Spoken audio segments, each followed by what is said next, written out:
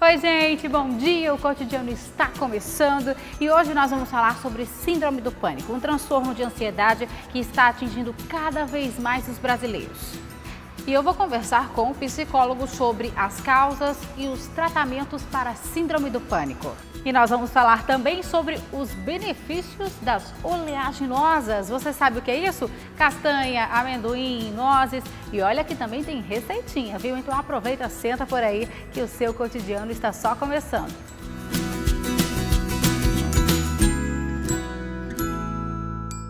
A gente começa o cotidiano de hoje falando sobre uma síndrome que atinge mais de 280 milhões de pessoas em todo o mundo.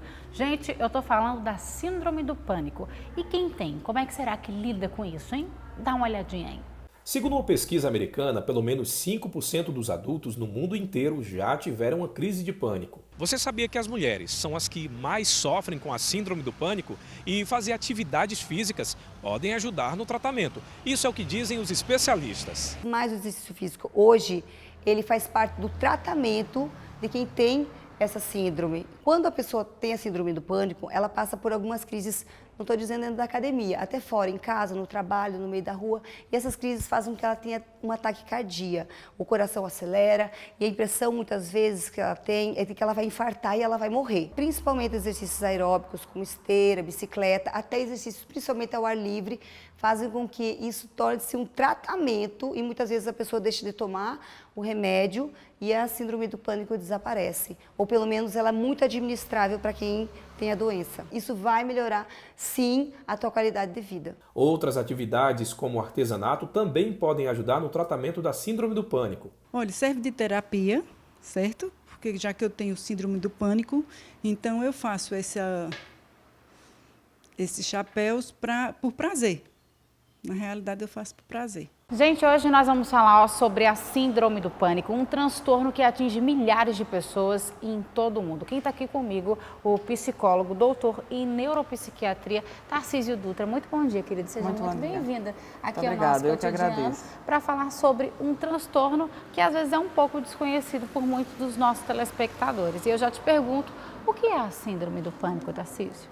A síndrome do pânico é um transtorno de ansiedade, tá?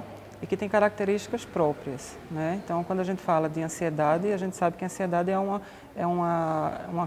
coisa que todo mundo tem, né? Sim. A ansiedade, ela passa, inclusive, a ser adaptativa para a gente, né? Se eu não tiver ansiedade em atravessar uma rua, eu posso nem atravessar a rua, né? Agora, os transtornos de ansiedade, de forma geral, eles dizem respeito a uma ansiedade, um nível de ansiedade patológica, e o transtorno de pânico está enquadrado dentro de um rol de transtornos de ansiedade.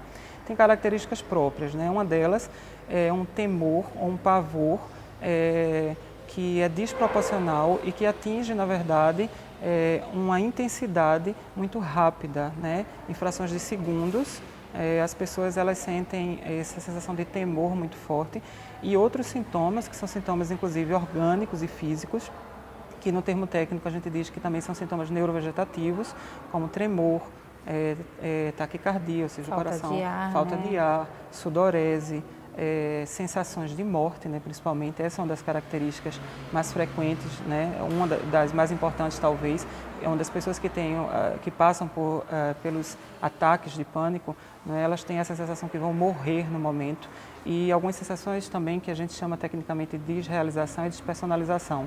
Então são características das pessoas pensam que parece que estão se desintegrando, parece que vão, né, elas não sabem mais quem são naquele momento. Lógico que tudo isso é muito rápido, né, em poucos, né, minutos tudo isso está posto para a pessoa e ela tem essa apreensão muito grande que vai chegar até a morrer. Agora, quem está passando exatamente por essa crise, né, parece que é uma eternidade.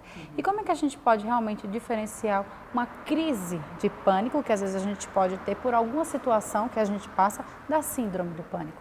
Pois nós podemos ter, de acordo com a situação que se passa na vida, um ataque de pânico, tá? Então, eu posso passar por uma situação muito aversiva e essa situação muito aversiva, ela desencadear em mim um ataque de pânico. Tá?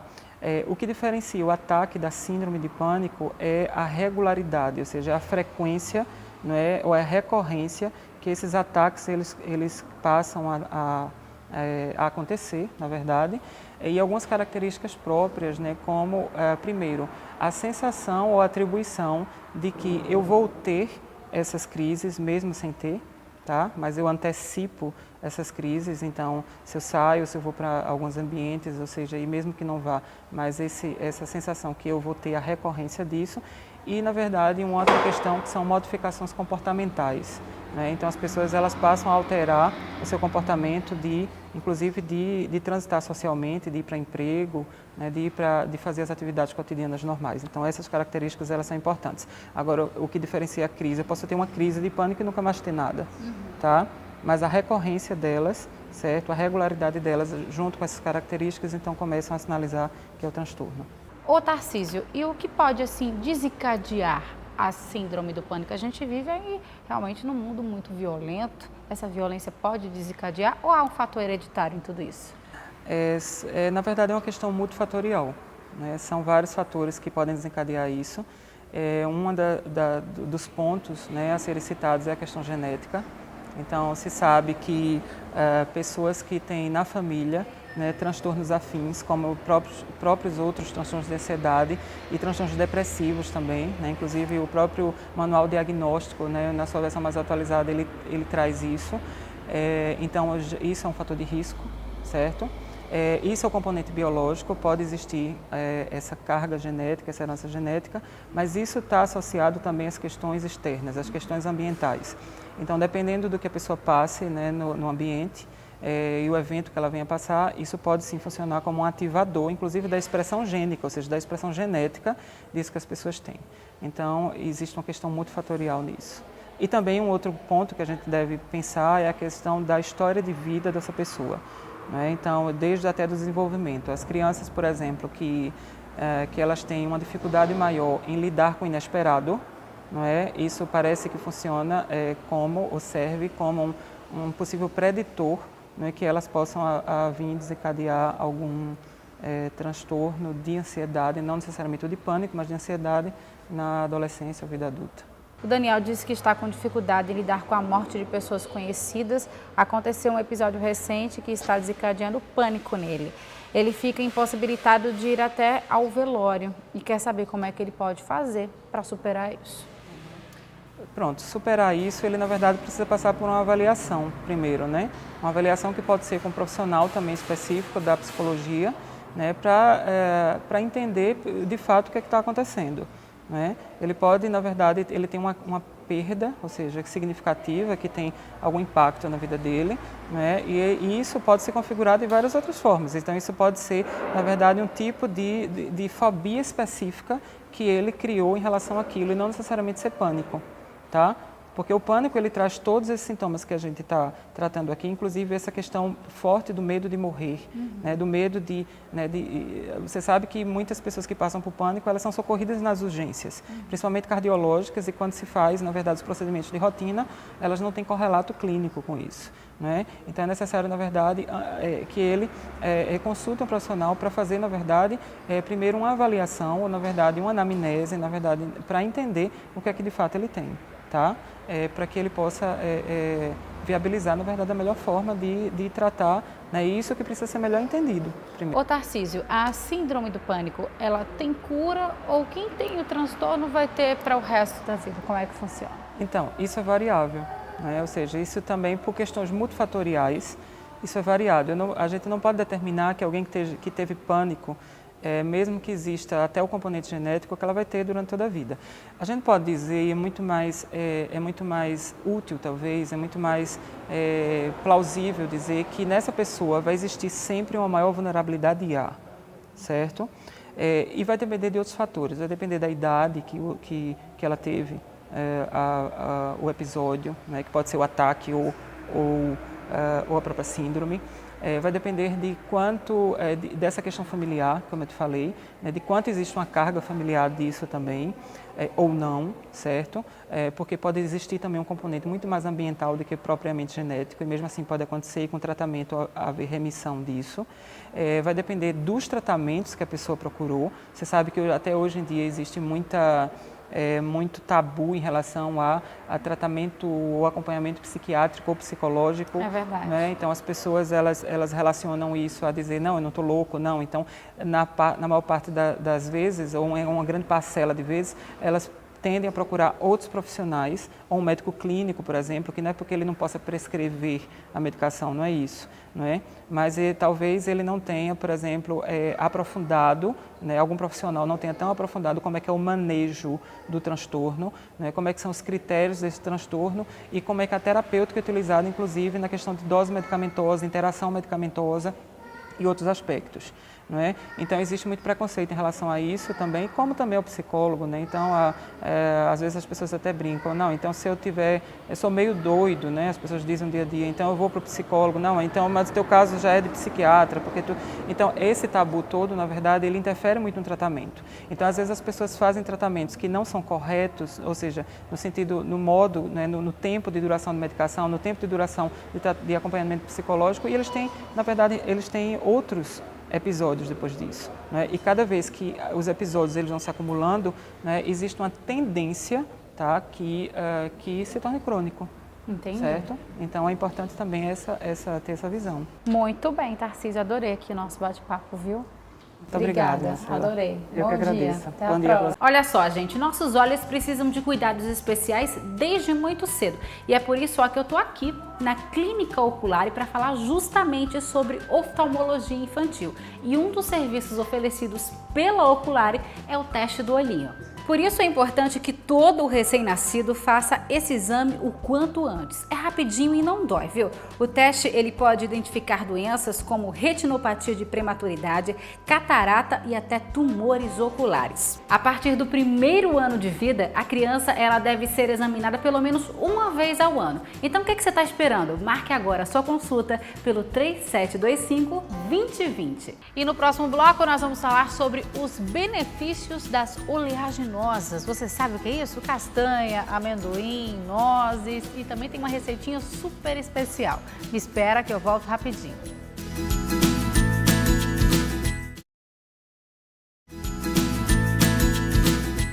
Gente, hoje nós vamos falar sobre os benefícios das oleaginosas. Você sabe o que é isso? Castanha do Pará, nozes, amendoim e faz um bem danado, viu? Para o nosso corpo, afinal, eles são ricos em gordura boa, protege o nosso coração e também são anti-inflamatórios. Quem está aqui comigo? Bianca Patrícia, queridíssima nutricionista. Muito bom dia! Seja muito bem-vinda aqui ao nosso cotidiano para falar da importância, né, dessas oleaginosas aqui. Eu particularmente adoro a castanha do Pará, não falta lá em casa. Então vamos falar um pouquinho sobre os benefícios de cada uma delas e a quantidade que a gente pode ingerir por dia. Com certeza. As oleaginosas hoje é a bola da vez, principalmente na questão da inserção dos lanches, algo extremamente prático, que nós podemos levar para qualquer lugar e dá uma saciedade incrível, não é? Por quê? Porque é uma excelente fonte de ômega 3, de gorduras benéficas, que são as monoinsaturadas e as poliinsaturadas. E aí, quando você come ela, como a digestão é um pouco mais lenta, ela demora um pouco, então vai te dar, a liberação de açúcar é um pouco mais gradativa, então você vai passar mais tempo com aquela saciedade. Você falando na questão que elas são anti-inflamatórias, por quê? Porque elas possuem um fitonutriente chamado resveratrol, que aí tanto é anti-inflamatório quanto é anticancerígeno. Só? E aí combate a questão da produção de radicais livres, envelhecimento precoce para nós mulheres, né, que a gente sempre se preocupa muito com a questão da estética. É verdade. E a questão das doenças também associadas. Então, assim, é muito interessante estarmos inserindo, principalmente as oleaginosas nos nossos lanches, questão de praticidade e a questão dos benefícios. As quantidades variam muito de cada oleaginosa. A castanha do Pará, por exemplo, que é tão utilizada. E que é muito gostosa. Muito. Se deixar, a gente come esse pote todinho, mas não pode, né? É você comer as quantidades certas, né? É verdade. E aí, o que é que ela tem? Ela tem um mineral chamado selênio. Então, você só pode comer de 2 a 3 unidades de castanha do Pará por dia. Por dia. Por dia. Se você comer em excesso, tem gente que não consegue, acaba comendo a mais, 10 unidades. Esse selênio, quando é em quantidades exacerbadas, eles causam intoxicação alimentar. Olha só, tá vendo? Causa também questão de queda de cabelo, unhas fracas, dermatite, mau hálito, coisas que eu tenho certeza que muitos telespectadores desconhecem. Tá vendo? Eu particularmente não sabia. Eu comia tranquilamente, achando que estava... Porque assim, como é um alimento extremamente natural e saudável, a gente pensa que não vai causar malefício nenhum, pelo contrário. Então, minha dica é comer de 2 a 3 unidades, sempre tá fazendo um mix, porque aí você tá amendoim sem sal, que é muito barato, muito gostoso, e você pode estar colocando um punhado, uma mãozinha cheia de amendoim sem sal, 2 caixinhas de Pará, umas 5 caixinhas de caju. E aí, o que é interessante, tem caixinha de caju com açúcar, tem caixinha de caju com sal, e aí tem que ser ela sem sal e sem açúcar. In natura, né? Só torradinha mesmo. Totalmente. Tem o pistache, Que é muito bacana também. amêndoas, nozes, e que o que é muito interessante desse mix, a saciedade pela questão do doce. Que nós sabemos que, principalmente na TPM, ficamos um pouco formigas, né? E aí, você fazendo esse mixzinho, você pode estar até, tipo, não precisa todos os dias você comer essa variedade que eu estou dizendo, mas você pode estar fazendo seus mixes. Hoje eu vou comer caixinha de Pará, caixinha de caju e pistache. No outro dia você já vai variando. Fica bem interessante, porque fica bem variado o seu cardápio.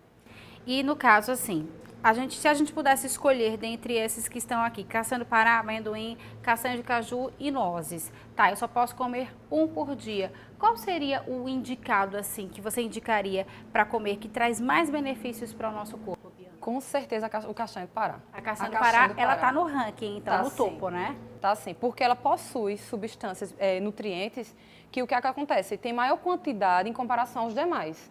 Então, assim, eu sei que ela, das oleaginosas, ela é um pouco mais carinha, mas é feito, eu tô falando, você vai balanceando e você não vai comer o saquinho inteiro.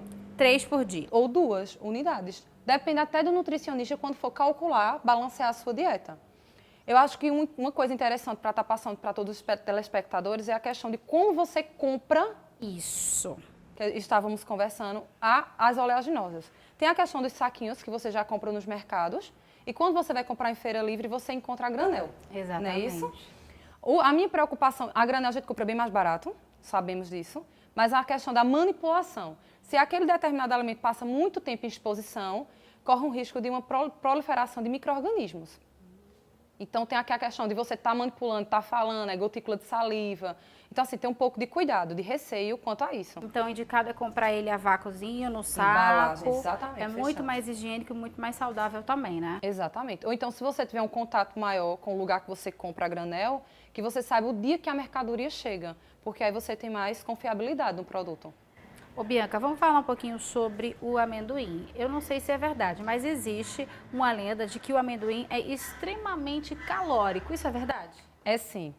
O amendoim, ele é bem calórico, por isso que eu estava até citando antes, para você comer só um punhado. Um punhadinho, tá, gente? E tem gente que acha que o benefício do com sal ou sem sal é o mesmo, e não é. Então, assim, sempre preferir realmente aquele amendoim sem sal, as quantidades ser bem controladas. Todas as oleaginosas, elas são bem calóricas pelo fato de ser uma gordura. Isso. Mesmo sendo uma gordura benéfica, mas é uma gordura e assim, você comendo maior quantidade pode aumentar o seu peso corporal. Certo? Então, realmente tem que ter essa questão da quantidade, não é porque é saudável, se passar mais um dia, não tem problema. Mas se você comer todo dia um pouco a mais, isso no final do mês pode ter certeza que vai fazer uma alteração na sua balança. Olha só, tá vendo? Então, 2 castanhas do Pará, um punhado de amendoim. Quantas castanhas? 5 a 6 unidades de castanha de caju. 5 a 6 unidades de castanha do caju. Quem gosta de nozes, a quantidade dela? 2, 3 nozes. 2, 3 nozes, amêndoas, Amêndoas, 2, 3, pode ser também. pistache, 2, 1, porque é bem calóricozinho. bem calórico. Pronto, faz esse mixinho, então come uma vez por dia, dá uma saciedade e ajuda bastante. Bastante. E tem também as frutas secas, que muitas pessoas confundem com oleaginosas, que é a uva passa, damasco, e que também dá uma saciedade muito grande quanto à questão do doce. Quando você come o damasco e ele é grande, né? Dá uma saciedade muito boa. A uva passa também, você pegar uma mãozinha cheia e comer quando você está estudando, para as pessoas que passam o dia na frente do computador, e aí às vezes fica com aquela ansiedade de estar comendo o tempo todo. Então, a uva passa ela é bem interessante estar inserindo. Muito bem, então, ó, para você que gosta de comer doce, nós separamos uma receitinha muito bacana. Olha só os ingredientes: castanha do Pará e castanha de caju, açúcar mascavo, linhaça, óleo de coco. Bom, gente, separaram aí todos os ingredientes. Essa pastinha aqui é para dar uma saciedade para quem gosta de comer doce, não é isso, Bianca? Com certeza. Essa pastinha ela é interessante para ser inserida não só quando a gente está com mais aptidão por comidas doces, ou também no nosso dia a dia. Agora, para quem está no controle de peso, tem que ter um pouco de cautela, porque é um pouco calórica, certo? E a gente vai fazer o quê? A gente vai triturar tudo isso no liquidificador, no triturador? Como é que... Seria interessante no triturador para ter uma boa homogeneização. Certo. Por conta que as castanhas, elas realmente, para colocar no liquidificador, vai ficar em pedaços. E como a gente quer fazer uma homogeneização de pasta mesmo, para passar em torradas, na fruta, seria interessante, quanto mais homogêneo possível. Melhor, né? Pronto, então vocês vão triturar tudo isso no processador, no triturador ou no liquidificador bem potente e ela vai ficar com Nessa essa consistência aqui, ó. Olha só. E interessante também que podemos estar substituindo o açúcar mascavo por mel de abelha. Quem gosta de quem mel, gosta né? de mel, e fica muito gostoso. E aí essa pastinha podemos estar colocando na tapioca, Marcela, que fica excelente, na bolacha de arroz, numa torrada sem glúten, porque essa pastinha é totalmente vegana, sem glúten e sem lactose. E ainda dá aquela saciedade para quem gosta de comer doce, tá evitando porque tá numa dieta, então aqui já fica muito gostoso, sem contar que tem os benefícios da oleaginosa, né? Com certeza. Ô, Bianca, adorei. Também. Obrigada, Sempre um viu? prazer. Bom dia, Obrigada. amor. Até a próxima. Até. Tchau, tchau. E aí, o que você achou do programa de hoje, hein? Corre lá no nosso Instagram, no @TV Jornal no Interior, que eu quero saber o que você está achando, viu? Se quiser rever esse programa, vai lá no nosso canal no YouTube e tem também o nosso Facebook. Vai lá, dá um like e fica por dentro de tudo o que acontece aqui no seu cotidiano. A gente vai ficando por aqui. Não esquece que amanhã a gente se vê às 11h05 da manhã. Muito obrigada pelo carinho e pela audiência. Um grande beijo, fica com Deus. Tchau, tchau.